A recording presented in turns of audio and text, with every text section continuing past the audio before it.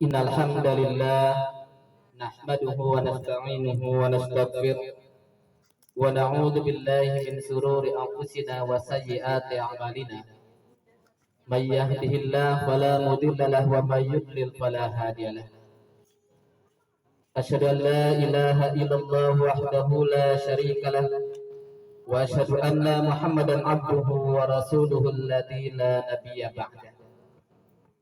Allahumma salli wa sallim wa barik ala Muhammadin wa ala alihi wa sahbihi wa man tabi'ahum bi ihsanin ila yaumiddin. Amma ba'd. Faqala Allah Ta'ala fil Qur'anil Karim, a'udzu billahi minasy syaithanir rajim. Ya ayyuhalladzina amanu taqullaha haqqa tuqatih wa la tamutunna illa wa antum muslimun. Wa qala aidan ya ayyuhalladzina amanu kutiba alaikumus syiyam kama kutiba alal ladzina min qablikum la'allakum tattaqun. Wa qala Rasulullah sallallahu alaihi wasallam qad ja'akum Ramadan syahrun mubarakun iftaradallahu alaikum siyamah tuftahu fihi abwabul jannah wa tughlaqu fihi abwabun nar wa tuballu fihi syayatin fihi lailatun khairun min alfi syahr man hurima khairaha faqad hurim.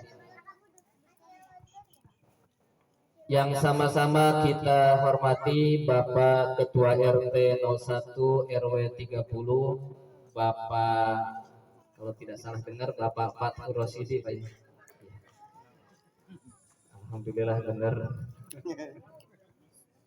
Takut salah nyebut dari tadi saya, soalnya belum kenalan tadi. Yang juga kita hormati guru kita di sini, ada Pak Ustadz, ada Pak Guru. Tadi saya sempat menegaskan namanya Pak Guru, Pak Aiman, Pak ya. Pak Imun. Pak Imun.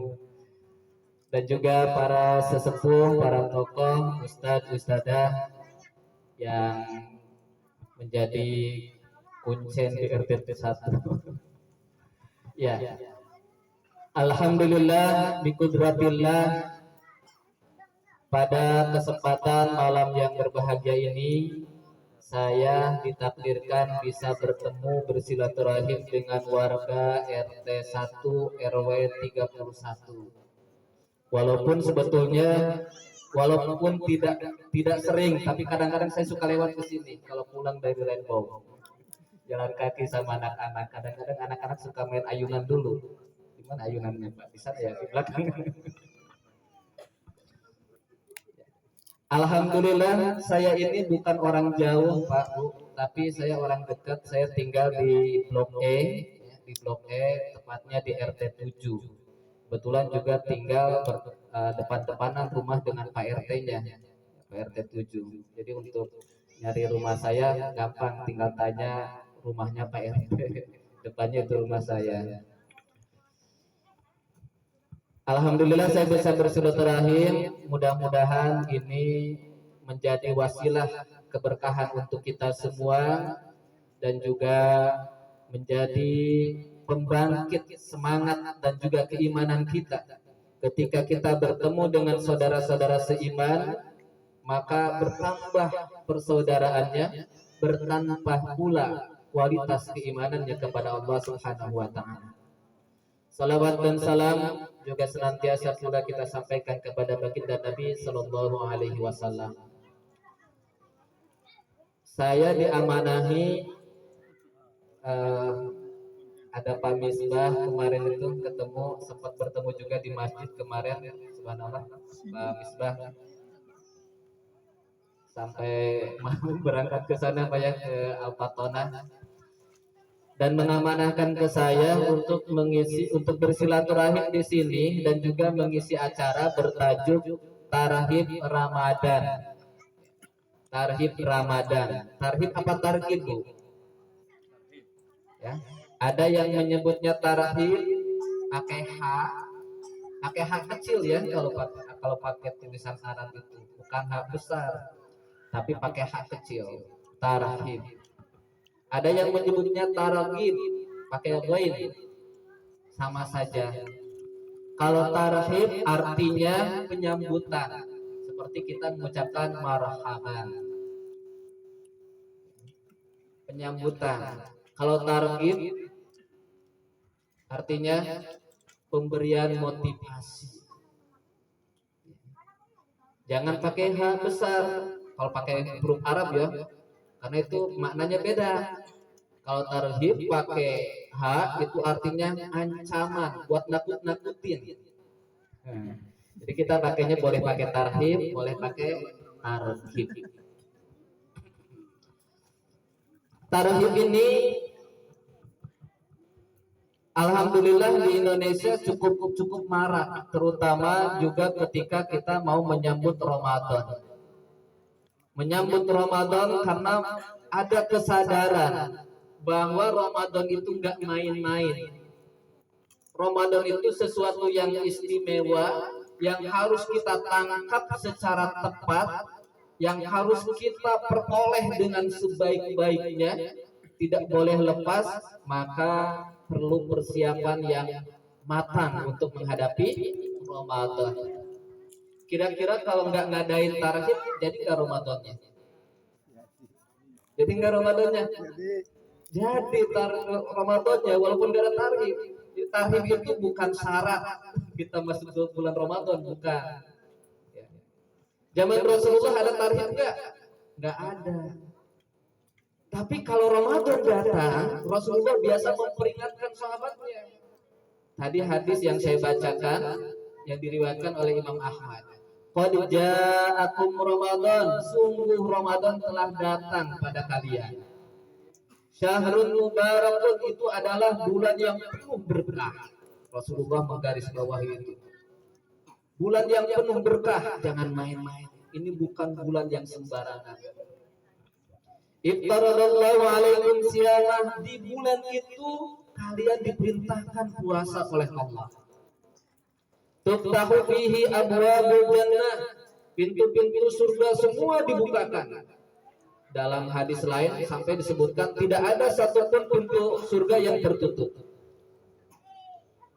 Wa tughlaqu fihi abwabun nar, pintu-pintu neraka semuanya ditutup. Hadis lain menyebutkan tidak ada satupun yang terbuka pintu-pintu neraka itu. Wa tughallu fihi syayatin, dan setan-setan semuanya dibelenggu, nggak bisa berkutik. Fihi lailatun khairun min alfi syahr, pada bulan itu, di bulan Ramadan itu ada satu malam yang lebih baik daripada 1000 bulan, yang kita sebut dengan malam Lailatul Qadar. Rasulullah menggambarkan betapa bulan Ramadan itu sangat istimewa dalam hadis tadi. Memberikan peringatan agar kita tidak main-main menghadapi bulan Ramadan. Ada bonus besar yang dibawa oleh Ramadan. Ada kemuliaan di bulan Ramadan. Ada keberkahan di bulan Ramadan. Yang kalau kita tidak mendapatkan semuanya, rugi. Maka inisiatif panitia di sini, Pak RT mengadakan tarhib. Tujuannya apa? Ya supaya kita tidak lengah. Pembekalan. Karena kita akan menyambut tamu yang istimewa itu. Dalam satu hadis Rasulullah Shallallahu Alaihi Wasallam, tiba-tiba ketika beliau naik ke mimbar, tiba-tiba beliau mengucapkan amin 3 kali. Amin, amin, amin. Para sahabat bingung. Kenapa Rasulullah tiba-tiba amin? Gak ada suara, gak ada apa gitu. Maka ada yang penasaran bertanya pada Rasulullah, kenapa ya Rasul engkau mengucapkan amin? Amin biasanya diucapkan untuk membalas doa. Kata Rasulullah, itu ada malaikat yang sedang berdoa dan diaminkan oleh Rasulullah Sallallahu Alaihi Wasallam. 3 doa itu apa? tiga doa itu. Yang pertama, ya, merugilah, celakalah orang yang ketika disebutkan Nabi Muhammad tidak bersolawat. Jadi kalau diucapkan Nabi Muhammad Sallallahu Alaihi Wasallam, kita dianjurkan untuk bersolawat. Kata Rasulullah, amin. Yang kedua, celakalah orang yang punya orang tua sudah tua renta harus diurus, tetapi tidak menyebabkannya dia masuk surga. Karena punya orang tua di rumah yang harus dinafkahi, yang harus diurus, itu adalah peluang untuk masuk surga. Kalau diabaikan, ya tidak masuk surga, bahkan masuk neraka. Kata Rasulullah, amin. Yang ketiga, Rasulullah mengaminkan doa malaikat, yaitu man dakhala Ramadan wa kharaja wa lam yughfar lah. Orang yang dia masuk ke dalam bulan Ramadan, kemudian dia keluar dari Ramadan, tapi dosa-dosanya tidak diampuni oleh Allah. Kata Rasulullah, amin. Ternyata ada orang yang dia masuk Ramadan tapi tidak mendapatkan apa-apa. Kita termasuk yang mana? Orang Indonesia biasanya kalau lebaran itu langsung bikin status segala macam ya, di WA, di Facebook segala macam gitu. Selamat hari kemenangan. Merasa menang semuanya ketika bulan Ramadan. Benar enggak menang? Padahal kata Rasulullah, ada orang yang dia masuk ke bulan Ramadan tapi tidak mendapatkan apa-apa. Boro-boro menang.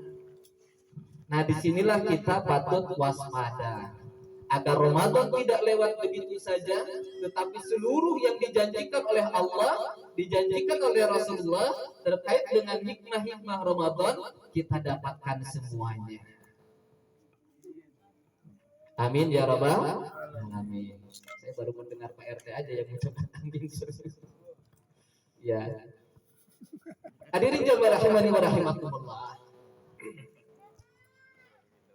Sudah berapa kali kita melaksanakan masuk ke bulan Ramadan? Kalau tadi kata Rasulullah, ada orang yang masuk ke bulan Ramadan tapi dia tidak mendapatkan apa-apa dari Ramadannya. Kita sudah berapa kali Ramadan? Kalau usia kita 40 tahun, saya anggap 40 Pak ya.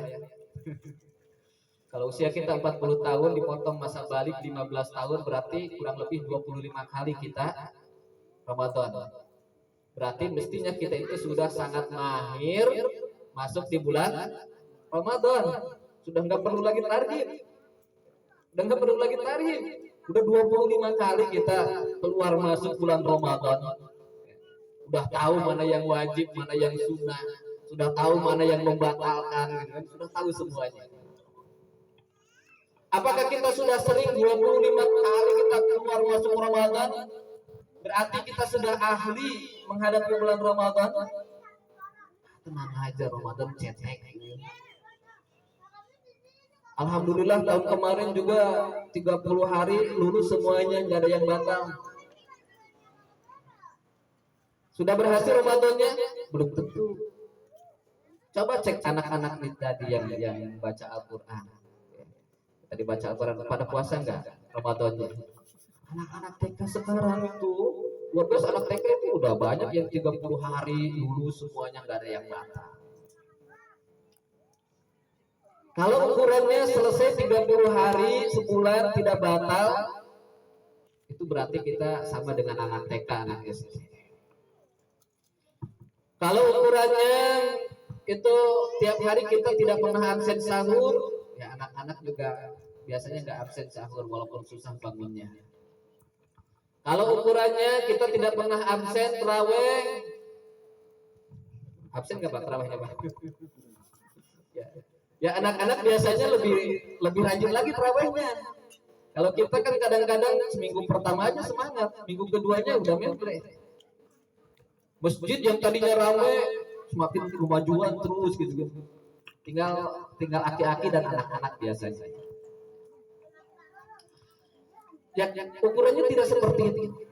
Oleh karenanya hadirin jamaah rahimani wa rahimakumullah, perlu kita tahu betul apa sih rahasianya agar kita sukses menghadapi Ramadan nanti, sehingga pengalaman kita yang tahun lalu itu tidak terulang lagi. Karena Ramadan itu tidak hanya puasa saja.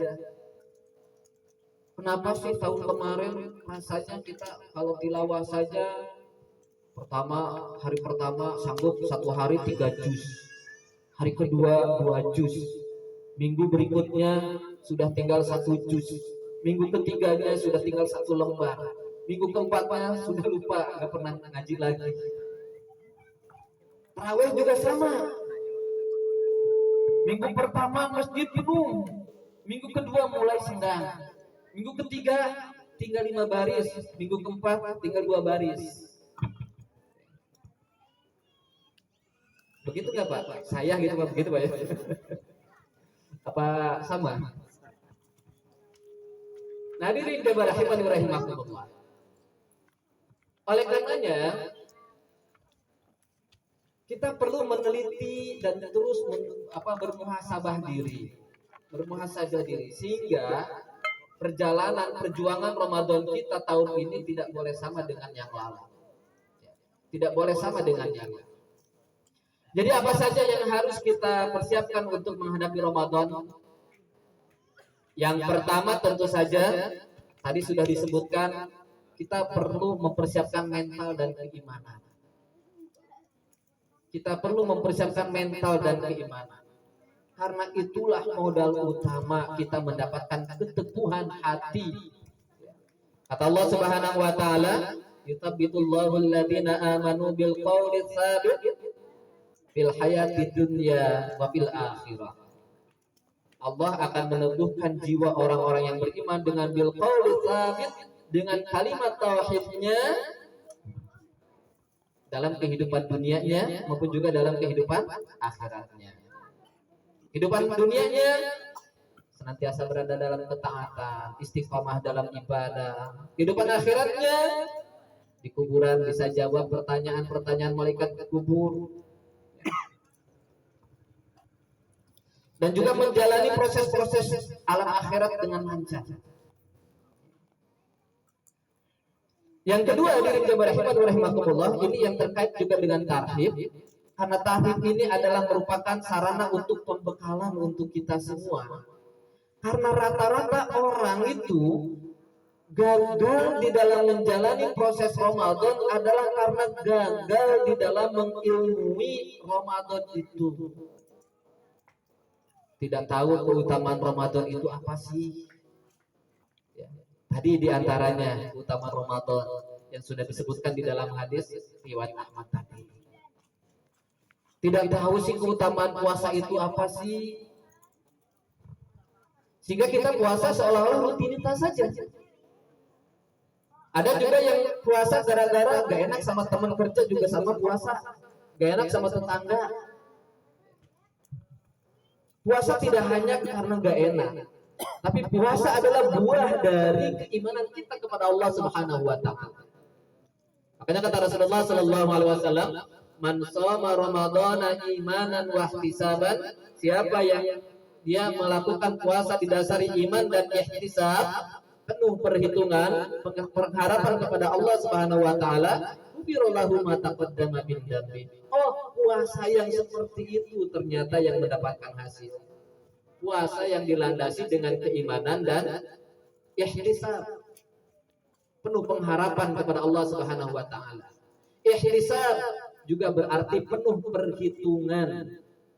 Ihtisab itu kan satu akar kata dengan hisab. Hisab itu artinya perhitungan. Jadi nggak sembarangan melakukan puasanya. Tahu apa saja yang wajib dalam puasa. Siapa saja yang wajib puasa, Bu? Masih ingat? Siapa? Muslim, balik, berakal.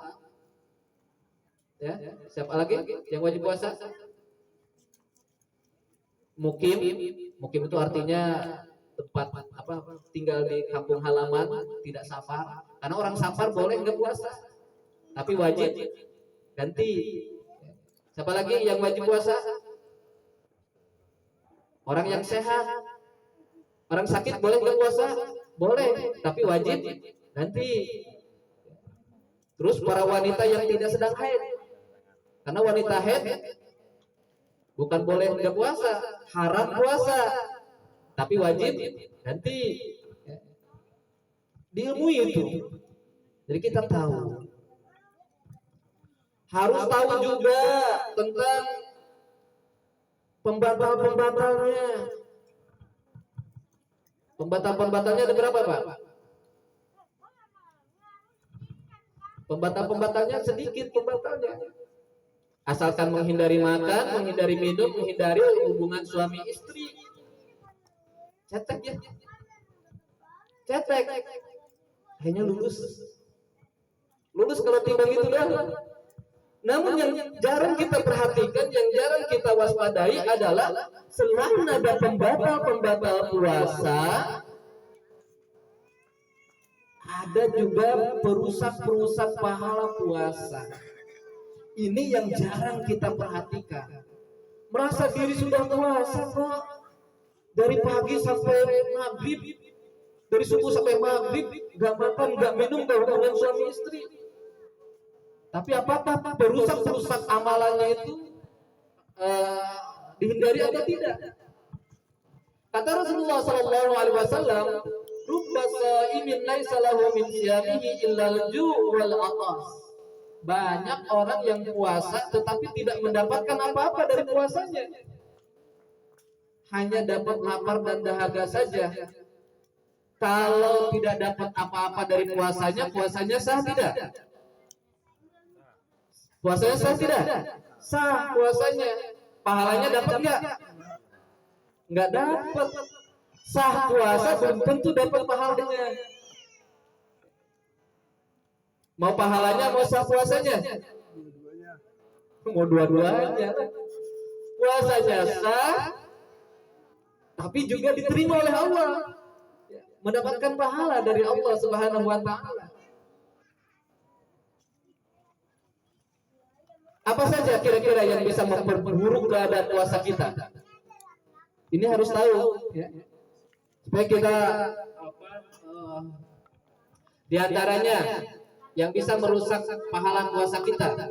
Kata Rasulullah SAW, "Man lam yada' qaula zur wal 'amala bihi, falaysa lillahi 'azza wa jalla hajatun fi ayyada'a ta'amahu wa syarabahu." Barang siapa yang tidak meninggalkan kebiasaan dusta, ucapan dusta, wal amala bihi, dan mengamalkan kedustaannya, memanfaatkan kedustaannya itu untuk mengelabui orang, mendapatkan keuntungan dari nipu orang.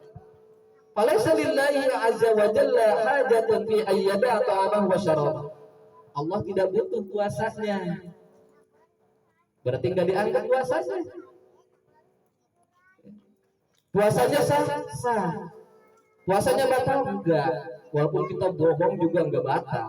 Tapi buat apa puasa seperti itu? Karena tidak akan mendapatkan pahala apa-apa. Itu yang pertama, bohong. Ini sepertinya bohong ini sudah menjadi bagian daripada hajat hidup manusia saat ini kayaknya. Kalau nggak bohong kayaknya nggak dapat apa-apa. Yang kedua, saya hanya menyebutkan beberapa saja barangkali karena waktu. Yang kedua, yang sering kita lupakan. Kata Rasulullah SAW, "Laisa siyam minal akli wasyarab, walakin siyam minal lagwi warrafath." Bukanlah yang disebut puasa itu adalah berhenti dari makan dan minum. Nah, ini Rasulullah mengajarkan tentang makna puasa yang sesungguhnya. Bukanlah yang disebut puasa itu berhenti dari makan dan minum saja. Mungkin harus ditambahkan saja. Nanti pengertiannya nanti bisa beda kalau nggak ditambahkan saja. Fa'inna masyam, kata Rasul, fa'inna masyam minal lagwi warrafath. Adalah yang disebut puasa itu adalah berhenti dari perbuatan lago dan rafath. Apa lago?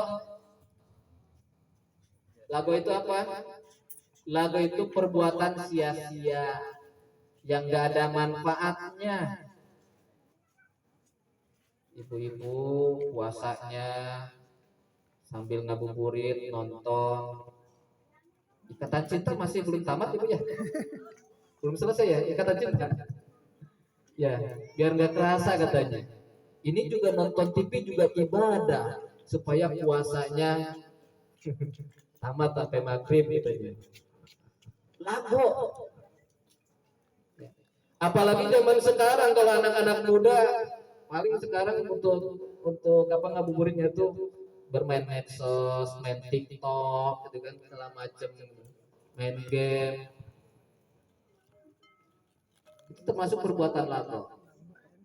Batal puasanya? Enggak. Dapat pahalanya? Ya enggak juga. Nah kata Rasulullah, makna puasa yang sesungguhnya itu meninggalkan perbuatan lagu. Warwafal. Apa itu rafas? Tindakan-tindakan kotor, tindakan-tindakan keji, ucapan-ucapan kotor, ucapan-ucapan keji. Itu perlu kita hindari supaya pahala kita, pahala puasa kita benar-benar kita dapatkan. Tidak hanya sekedar menahan makan dan minum saja di siang hari. Tapi yang itu juga penting. Itu harus kita, makanya kalau zaman dulu saya waktu kecil di kampung dulu, orang tua itu selalu wanti-wanti.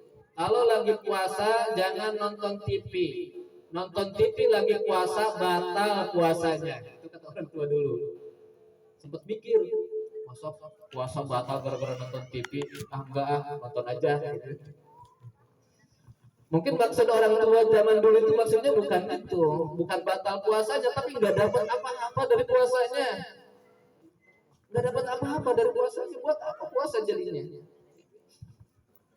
Yang ketiga, yang juga jarang kita perhatikan adalah masalah sholat. Apakah ada hubungannya sholat dengan puasa kita? Apakah gara-gara nggak sholat artinya puasa kita juga jadi batal? Apakah gara-gara nggak sholat berarti kita nggak boleh berpuasa, nggak berhak puasa? Boleh puasa. Tapi kalau puasa tapi tetap dia meninggalkan sholatnya, jangan harap dapat pahalanya. Jangan harap dapat pahalanya. Karena nanti di akhirat Rasulullah SAW mengabarkan awwalu ma yuhasabu bihil 'abdu yaumal qiyamah as-shalah. Fa in saluhat saluhat sa'iru amalihi wa idza fasadat fasadat sa'iru amalihi. Nanti di akhirat yang pertama dihisab oleh Allah adalah masalah sholatnya. Kalau sholatnya itu beres, maka amalan-amalannya beres. Tapi kalau sholatnya berantakan, maka pahala, maka amalan-amalan yang lainnya juga hancur. Hancur. Tapi anehnya kalau orang-orang zaman sekarang memang mungkin orang-orang zaman modern kali ya. Naik haji bisa, kurban bisa, bahkan puasa juga nahan-nahan lapar bisa. Tapi giliran sholat nggak bisa. Banyak yang nggak bisa sholat. Padahal sholat nggak berkorban apa-apa sebenarnya. Waktu juga. Kalau sholat kan nggak tidak menghentikan makan dan minum ya, kecuali sedang sholatnya saja gitu kan. Tidak mengeluarkan biaya yang banyak. Tapi banyak orang yang meninggalkan sholat zaman sekarang ini. Pantas saja kata Allah Subhanahu wa taala tentang sholat ini, kata Allah, wa innaha lakabiratun illa 'alal khashi'in. Sungguhnya sholat itu sungguh, sampai 2 kali taukidnya itu, sampai 2 kali penekanannya. Sungguh sholat itu sangat berat, kecuali bagi orang-orang yang khusyuk. Oleh karenanya, mau mendapatkan pahala puasa, jaga sholatnya, beresin sholatnya, insya Allah puasanya pun beres. Nah itu diantaranya hal-hal yang sering kita lupakan. dari amalan-amalan kita di dalam menjalankan puasa di bulan Ramadan. Jadi penting kita mengetahui, penting ilmu, penting pengetahuan tentang Ramadan, penting pengetahuan tentang puasa ini. Dengan demikian, kita pun menjalani puasa di bulan Ramadan tidak dalam keadaan gelap. Kata Imam Ibnu Qayyim rahimahullah, dia mengatakan innal amila bila ilmin kasairi bila dalil. Orang yang beramal tidak didasari ilmu ibarat orang yang berjalan tidak membawa petunjuk, tidak membawa peta. Kita kalau mau kemana-mana sekarang pakai GPS. Sampai-sampai ada orang yang bilang sekarang rukun iman nambah. Rukun iman yang ketujuh, percaya pada GPS. Butuh petunjuk. Ibadah kita juga butuh petunjuk. Maka perlu ilmu. Sebelum kita masuk di bulan Ramadan, perbanyak ilmunya. Mudah-mudahan dengan tarhib ini, selain semangat kita menyongsong Ramadan meningkat, pengetahuan kita tentang Ramadan dan puasa pun meningkat. Apa saja sunnah-sunnah dalam Ramadan, itu juga harus tahu. Harus tahu. Dari mulai sahurnya. Kan kalau nggak tahu sahur itu ada keberkahan, kita juga malas-malas ya. Atau Rasulullah tasaharu, fa inna fis sahur barakah. Sahurlah, karena dalam sahur itu ada keberkahan. Karena kita tahu ada keberkahan dalam sahur, maka kita sahur. Karena kita tahu bahwasanya sahur itu harus diakhirkan, maka diakhirkan sahurnya. Karena kita tahu bahwa selama puasa itu harus menghindari hal-hal yang merusak pahalanya, maka kita tinggalkan. Karena kita tahu bahwa kata Rasulullah, berbuka itu harus disegerakan. Maka kita segerakan berbukanya. Cari masjid yang adanya paling duluan, ada maghribnya. Boleh begitu? Boleh.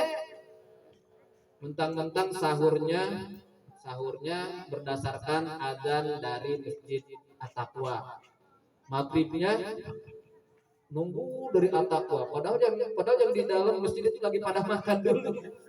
Udah makan baru adzan, udah 15 menit kita baru makan akhirnya. Siapa aja, adzan yang mana saja, yang penting dipastikan sudah masuk waktu maghrib.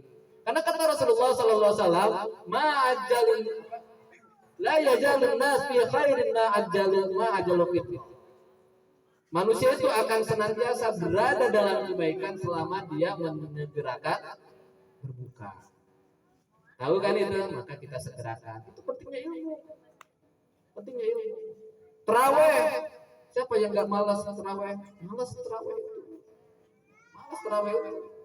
Apalagi kalau imamnya itu udah panjang-panjang. Kalau yang imamnya yang qul huwallahu ahad itu imam favorit biasanya. Tapi kalau imamnya itu sudah mulai baca Al-Baqarah, ya, walaupun sepotong ya Al-Baqarahnya, udah ditandain itu. Baru masuk masjid, hadiah balik lagi. Ada yang begitu Pak? Ada PT. Banyak. Kirain saya aja. Emang malesin, ya? Emang males terawih. Kalaulah kita tidak tahu keutamaannya, terawih. Kan kata Rasulullah, man qama Ramadhana imanan wa ihtisaban ghufira lahu ma taqaddama min dhanbi. Siapa yang mendirikan qiyam Ramadan, maka diampuni dosa-dosanya. Kalau terawih jangan kabur. Boleh kabur dari terawih? Ya kalau memang nggak kuat ada alasan syar'i boleh. Tapi jangan disengaja kabur. Pas ini dirasa pas ayat pertama ini kayaknya tanda-tandanya bakalan lama ini terawih. Akhirnya nanti rakaat kedua, ketiganya kabur. Boleh begitu? Boleh saja sih kalau memang kita nggak kuat. Tapi sebaiknya jangan. Ada kebaikan. Kata Rasulullah kan dalam hadis panjang ini, Rasulullah itu pada akhir-akhir Ramadan terutama tanggal 21 Dari asar itu sudah diberitahukan para sahabat. Nanti malam kita sholat tarawih. Perkiraan sampai jam 9. Pada datang Rasulullah. Tanggal 23 Rasulullah kasih pemberitahuan lagi. Nanti kita malam tarawih sampai tengah malam perkiraan. Datang lagi sampai akhirnya jelang subuh baru selesai tarawih. Sampai ada yang protes itu sahabat. Maka kata Rasulullah, dia mengingatkan, Rasulullah mengingatkan, innahu man qama ma'al imam hatta yansarif. Barang siapa yang mendirikan salat tarawih bersama imam hatta yansarif, sampai selesai, maka na ajruhu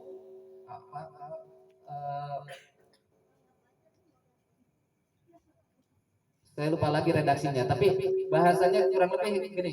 Maka pahalanya itu dicatat dia telah melakukan sholat tarawih sepanjang malam.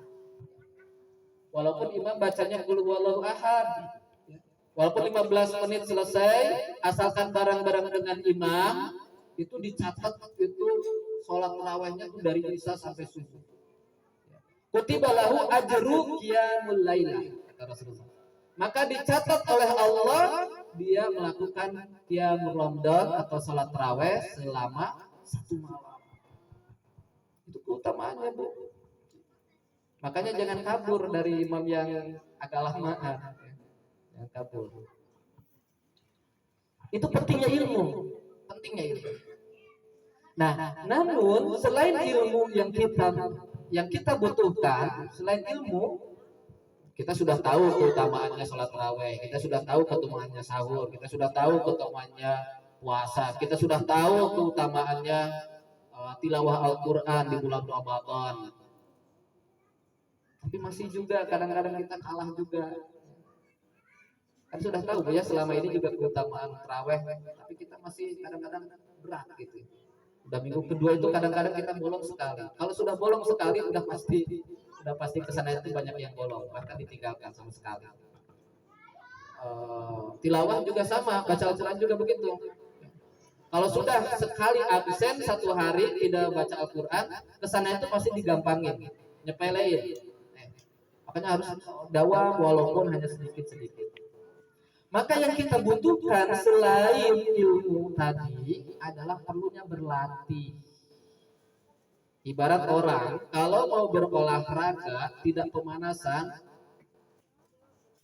ya pasti dia kram otot. Bisa-bisa dia pingsan kalau tidak pemanasan dulu. Kita mau ibadah Ramadan sprint itu selama 1 bulan, semuanya digeber, itu perlu pemanasan dulu, perlu pelatihan dulu. Makanya sangat wajar hadirin yang rahimahumullah, kaum salaf, orang-orang terdahulu itu, para sahabat, nabi dan lain sebagainya, itu mereka itu persiapan Ramadan itu bukan seminggu. Kata Pak RT ini, tarhib ini dadakan Pak RT ya. Nah, dadakan. Para sahabat, para orang-orang dahulu itu persiapan Ramadan itu 6 bulan sebelum Ramadan. 6 bulan sebelum Ramadan itu mereka sudah mempersiapkan diri, menyiapkan mental, menyiapkan keimanan, menyiapkan ilmu, menyiapkan perbekalan segala macam, termasuk juga berlatihnya, terutama di bulan Rajab dan bulan Sya'ban. Bulan Rajab dan bulan Sya'ban. Sampai-sampai Imam Abu Bakar dia mengatakan bahwa Syahrul Rajab Syahrul Rijal wa Sya'ban Syahrul Lisak wa Ramadan Syahrul Hasadijal. Orang-orang dahulu itu punya prinsip bahwasanya bulan Rajab itu adalah bulan menanam, bulan Sya'ban adalah bulan untuk mengairi, dan bulan Ramadan adalah bulan panen rayanya. Benar-benar mereka mempersiapkan itu. Termasuk Rasulullah Sallallahu Alaihi Wasallam, orang terkuat, orang yang paling takwa kepada Allah, Bulan Rajab beliau manfaatkan dengan sebaik-baiknya, termasuk bulan Sya'ban.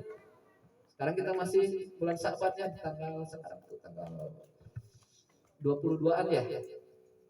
Maaf 23-an Sya'ban ya, 23 Sya'ban. Masih ada waktu dikit lagi. Sampai digambarkan oleh istrinya Aisyah radhiyallahu anha, kana yasumu hatta naqula lam yudbir. Rasulullah itu Shallallahu Alaihi Wasallam, beliau itu mengisi Sya'ban itu, bulan Sya'ban, beliau selalu puasa sehingga kami mengira lam yudbir, bahwa dia itu tidak pernah berbuka, tidak pernah berpuasa. Para sahabat itu sampai mengira Rasulullah itu puasa tiap hari di bulan Sya'ban, walaupun tidak. Cuma menggambarkan betapa seringnya Rasulullah puasa di bulan Sya'ban. Wa yutiru hatta naqula lam yasum. Dan beliau itu berbuka di bulan Sya'ban sehingga kami mengira dia itu tidak pernah puasa. Ini menggambarkan betapa semangatnya Rasulullah Shallallahu Alaihi Wasallam mempersiapkan diri jauh-jauh hari menghadapi Ramadan dengan puasa di bulan Sya'ban, dengan tilawah, dengan qiyamul lail dan lain sebagainya. Kenapa kita malas-malasan bangun sahur? Karena kita nggak biasa bangun di sepertiga malam untuk qiyamul lail. Kenapa kita cepat capek ketika tarawih? Karena memang kita nggak jarang-jarang kita melakukan sholat sunnah. Jadi sholat sunnahnya perhitungan. Jangankan sholat tarawih yang 11 rakaat. Sholat rawatib saja yang cuma 2 rakaat kadang-kadang kita abaikan. Makanya wajar kita cepat capek. Tilawah, boro-boro kita mau 1 juz 1 hari, biasanya juga tidak pernah baca Al-Quran, lebih parah lagi. Itulah sebabnya kenapa kita cepat capek, cepat apa ya? Cepat bosan, ya, cepat kalah dalam ibadah Ramadan karena memang kita belum terbiasa. Kita tidak sempat membiasakan diri, berlatih diri dulu, terutama di bulan Rajab dan di bulan Sya'ban. Nah, mudah-mudahan Ramadan kali ini saya tuh kelamaan kayaknya. Oh iya, udah 30 menit ya. Udah 30 menit.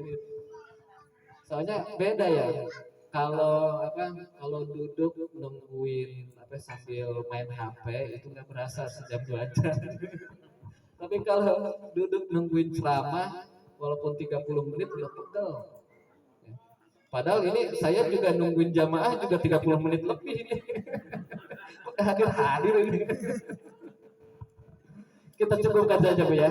Jadi intinya bahwa memang menghadapi Ramadan ini kita tidak boleh main-main. Mudah-mudahan usia kita sampai di bulan Ramadan, di mana Ramadan menjanjikan banyak keberkahan, Ramadan banyak menjanjikan pengampunan, Ramadan banyak menjanjikan pahala-pahala besar. Terlebih lagi Ramadan di situ ada malam Lailatul Qadar. Jangan sia-siakan kesempatan yang Allah berikan ini, karena kita tidak tahu apakah Ramadan besok ini adalah Ramadan terakhir, atau jangan-jangan selama ini kita keluar masuk ke bulan Ramadan itu tidak pernah dapat apa-apa. Maka bulan ini, Ramadan kali ini, jangan kita sia-siakan lagi. Kita mesti serius sehingga kita benar-benar mendapatkan keberkahan Ramadan yang dijanjikan oleh Allah, dijanjikan oleh Rasulullah SAW, dengan berbekal ilmu dan juga berlatih sekuat tenaga sebaik-baiknya, sehingga kita bisa menjalani ibadah-ibadah Ramadan dengan baik, menjalankan sunnah-sunnahnya, menjalankan adab-adabnya, menghindari pembatal-pembatalnya, menghindari perusak-perusak pahalanya, serta kita mendapatkan mutiara-mutiara keberkahan di bulan Ramadan 1443 Hijriah ini. Aku qouli hada wa astaghfirullah li wa lakum. Subhanakallahumma bihamdika asyhadu an la ilaha illa anta astaghfiruka wa atubu ilaik. Assalamualaikum warahmatullahi wabarakatuh.